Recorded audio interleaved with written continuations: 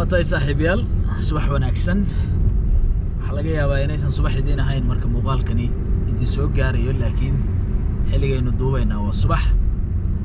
waxaanu joognaa magaalada Addis Ababa ee caasimadda dalka Itoobiya waxaanu isku dayaynaa inaynu bal meelo kala duwan oo magaalada booqano oo meelo taariikhiya iyo meelo taban casri ah iyo meel kasto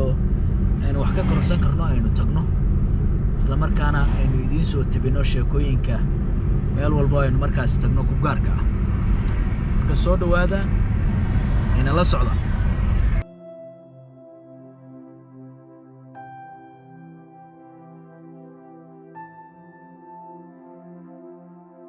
kusoo dhawaada Addis Ababa halkani waa garoonka weyn ama istaadiyaha ama barxadda ay dadka reer Addis Ababa ama guud ahaan Itoobiya isugu soo baxaan maalmaha ay jiraan xafladaha waaweyn ee qaranku Maskal Stadium Square Stadium baa la yiraahdaa say sheegeen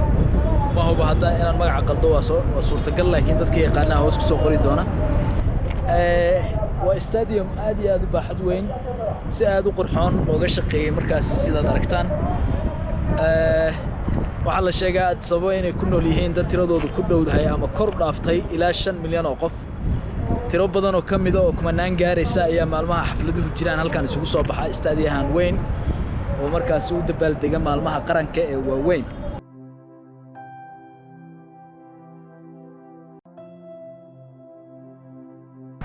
sidaad aragtaan dabaqaas waa midka ugu dheer magaalada waxa ku yaala bankiga ganacsiga ee wadankan way dhismihiisa Ethiopian Commercial Bank magaaladan oo aad bay u dhismaysaa sanooyinkii dhawaa waliba sanadkan 2022 iyo sanadkii hore 2021 ayaa mashaariicda dhismaha ugu waaweyn ay ka socdaan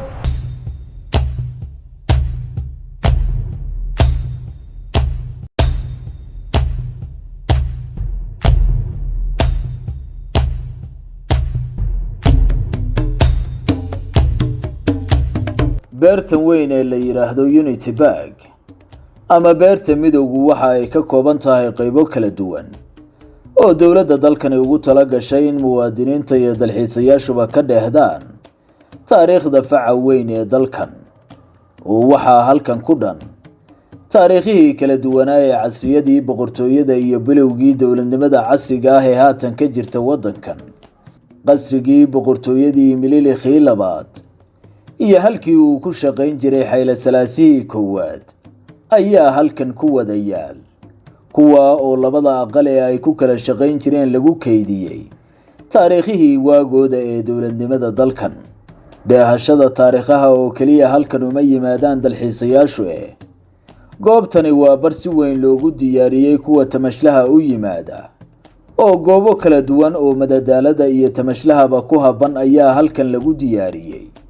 kuwa oo ay ka mid yihiin xero xayawaaneedyada baraha biyuhu ay ka rogmadaan iyo goobo si naadir ah loo dhisay oo soo jiidasho khaas ah leh halkani waa daar laga sameeyay waxa la yiraahdo sida hashi hore loo sameeyay dhoobo inay ka samaysan tahay oo malaynaya laakiin waa camel house bay ugu yaraan ma garanayo af xabashiga wax lagu yiraahdo laakiin waa dhismo aad u qurux badan halkan waxa ku yaal guryo yar yar oo mid walba metelayo taariikhda iyo dhaqanka qoomiyadaha dalkan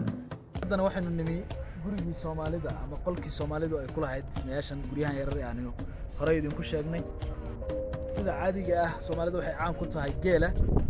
waa taasashii mandeeq ahayd halkaas taagan gudaha ayaynu geli doonaa halkan sidoo kale waxa lagu sharaxay taariikhda Somali region ama gobolka Soomaalida ee wadanka Itoobiya ayaa halkan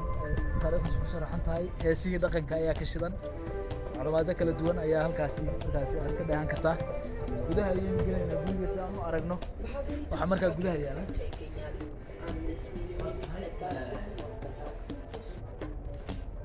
sidaad aragtaan weelkeeni ay macaanka ku ahayn haddaan Soomaali nahay xeeradii dhiishii aagaankii iyo agabyadii kale kabaa xitaa yaala kabii hore dhaqanka ahaa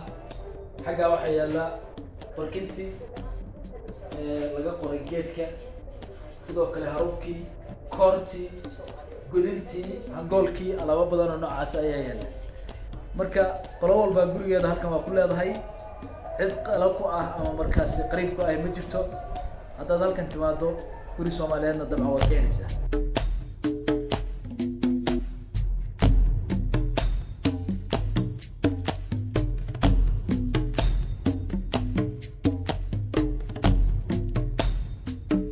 gudahaan halkan waxaa ku dhegan boorar waaweyn oo markaas laga dheehanayo taariikho kala duwan iyo dhaqamo iyo waxyaabo diinta quseeya ama diimaha dalkan laga haysto guud ahaan boorarkan halkan ku dhegan intooda badan waxay sharaxayaan diimaha dadka dalkan ay haystaan iyo dhaqamadooda khaaska ah kanoo kale dabcan waa waxa la yidhahdaa indigenous rituals sida dadka ka aragtaan waa dabcan wax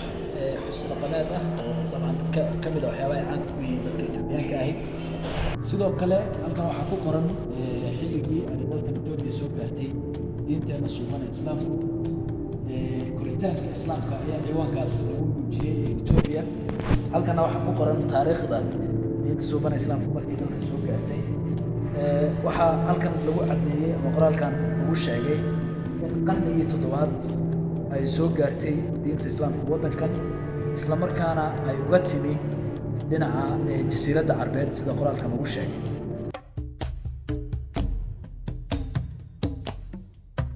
doordo waxay u badan tahay inaanu soo gabagabayn doono hase yeeshee waxaan ku soo gabagabeynayaa gaarigii uu ku socon jiray